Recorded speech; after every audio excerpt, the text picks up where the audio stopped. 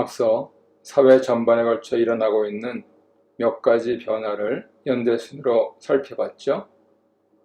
앞으로는 일반 교회가 화급한 문제들을 다루지 않고서는 하나님께서 요구하시는 일을 성취하지 못할 것은 물론 살아남을 수조차 없다는 것을 의논했습니다.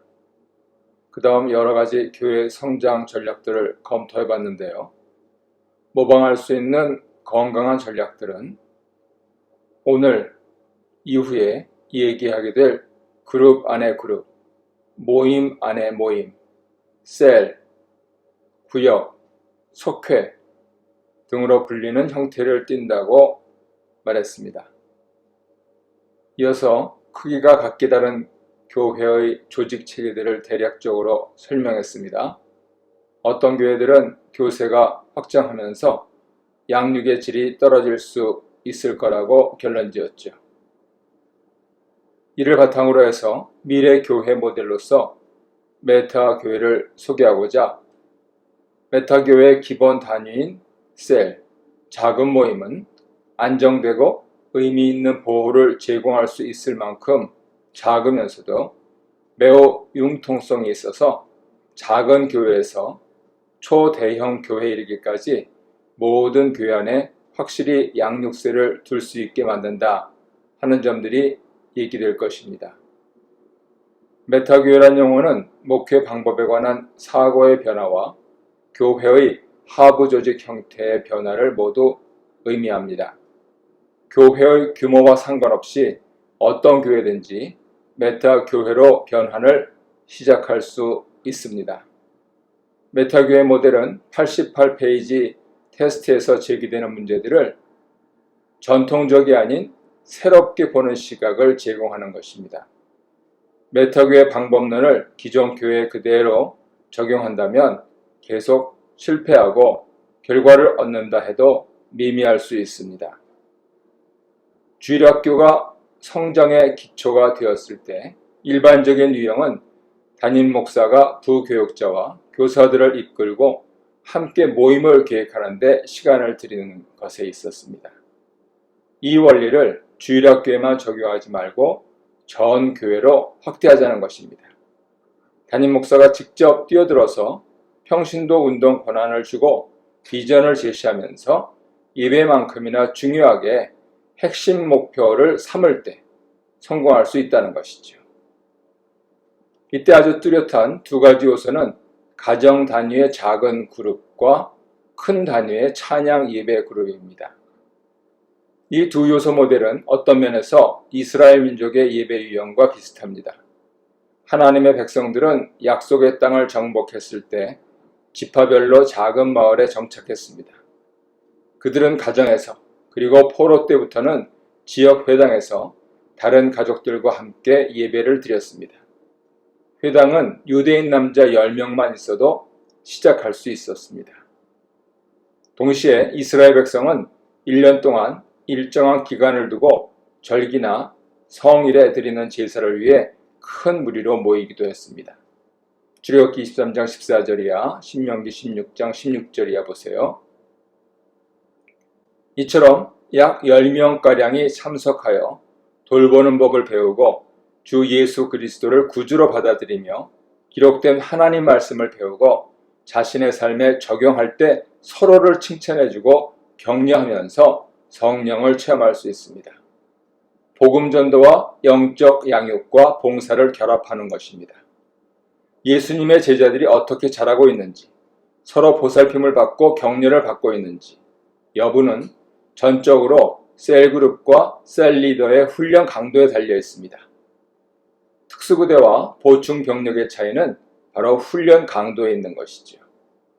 교회 사역의 목표를 작은 공동체 일원들이 은사를 사용하여서 자기가 속한 그룹과 주변 세계에 봉사하는 변화된 삶을 보이도록 하는 것에 두어야 합니다. 보살핌을 받고 싶어하는 사람들의 깊은 요구는 바로 이러한 셀그룹에서만 충족될 수 있습니다. 메타교회의 두 번째 뚜렷한 특징은 공동예배입니다. 셀그룹이 공동예배에 함께하지 않는다면 자기 존재의 중요성을 인식하기가 어려울 것입니다. 규모는 클수록 좋습니다. 거대한 무리를 이루어 모이는 찬양이나 설교에는 축제 때 느낄 수 있는 흥분이 따라옵니다. 세상 사람들이 왜 축제를 찾습니까? 교인들이 추구해야 할 축제의 성격은 무엇입니까? 치열한 두뇌와 뜨거운 간섭이 늘 얘기되지 않습니까? 자신들이 중요하다는 의식, 자신들이 참여하고 있고 투자할 만한 가치가 있는 중요한 일을 하나님께서 성취하심을 느낄 수 있는 것이 공동예배여야 하는 것이죠. 공동예배는 작은 가정 모임에서는 할 수 없는 특별한 행사들, 드라마, 음악회 등을 열 수 있는 기회를 제공합니다. 기존 교회는 목회자 중심의 부서 유형을 따라서 사역을 해옵니다. 부서별 모임은 장년부, 청년부, 대학부, 중고등부 등 연령별로 셀그룹보다 크나 공동예배보다는 작은 그룹입니다. 저는 순복음 출신입니다. 그런데 총신 출신이라고 합니다. 이유는 간단합니다. 고등학생이 되자 부모님이 좋은 대학에 가야 된다면서 집 가까운 교회로 가도록 했고 그 교회가 총신 쪽에 소속된 교회였기 때문이죠. 순복음에 다닐 때 제 친구는 5명이었습니다. 한 반이죠. 총신 소속의 동광교회를 다닐 때 제 친구는 7명이었습니다. 부서별 모임은 운영하기가 쉽다는 이점이 있습니다. 때문에 대다수 교회가 그 방식을 채용하지만 교회 리더들이 아무리 좋은 의도를 가졌을지라도 구조 때문에 상호 무관심하다는 느낌과 태도를 갖게 만들 수 있습니다. 부서 구조 내 파벌들은 교회 내 핵심이 되어서 서로 간은 기분 좋게 봉사하지만 주변인들에 대해서는 무심합니다. 권위가 지위와 연장자들에게서 나오기 때문에 자칫 관료주의가 될 수도 있습니다. 양육의 수단으로서 전통그룹은 부적당한데요. 비록 확실히 돌볼 교사들을 임명할지라도 그렇습니다. 돌봄이 돌아가며 한 번으로 끝나기 때문이죠. 수평적 상호 책임이 아닌 수직적 구조이기 때문에 그렇습니다. 교회가 부서별 모임을 지속시킬 필요를 강하게 느낀다면 계속 모이도록 하는 게 좋습니다. 동시에 그룹의 목적을 새로 정해서 그룹의 성장이 멈춰버리거나 자기 만족에 빠져있는 조직이 되지 않게 하는 것이 중요합니다.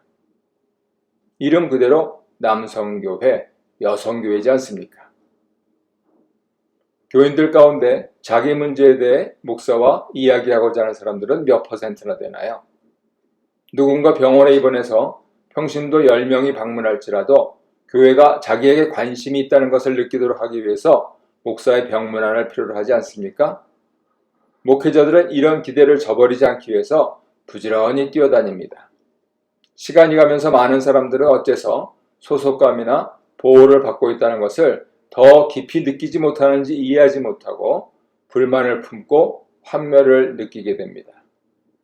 이런 점에서는 교단적으로는 침례교회를 포함한 회중교회가 제일 유리한 것 보입니다.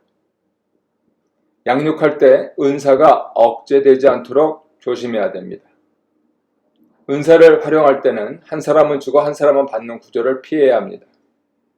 셀그룹에서 주일 설교를 구역의 셀의 교재로 선택하는데 그 이유는 목사 카리스마를 세우려는 것이 아니고요. 상호 책임을 위한 조치입니다.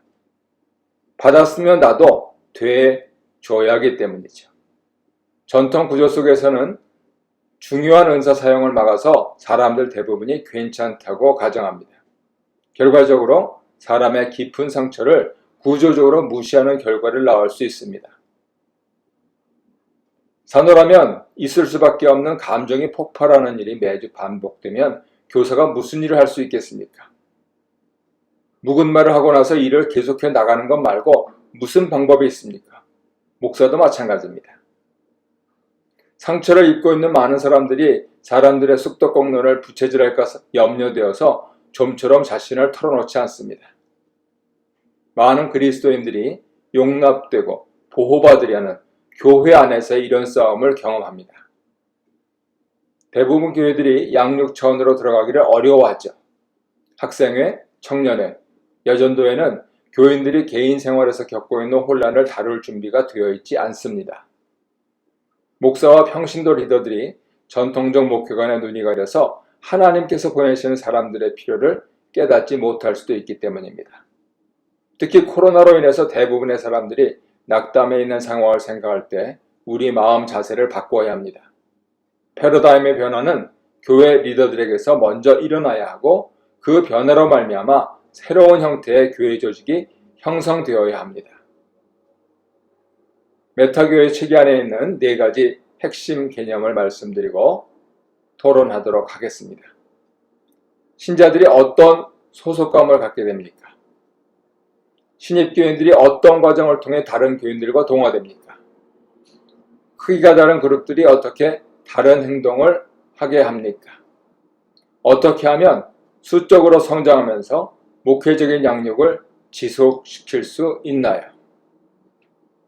약 10명 정도로 이루어진 그룹들 하나하나가 목회자를 중심으로 잘 훈련된 리더를 통해 교회를 위한 영적, 정서적 중심지가 된다면 이 복잡한 문제들 하나하나를 의미 있게 거론할 수 있을 것입니다. 이 소그룹, 작은 모임 아이디어는 장기적인 해결책입니다. 적절히 시행한다면 셀 모델은 조직상의 부흥을 지속적으로 일으킬 뿐만 아니라 후회하는 일이 없을 것입니다. 셀 크기의 양육 그룹 단위는 회원 수에 상관없이 똑같은 방식으로 작용하여서 같은 효과를 내며 재생산되기 때문입니다.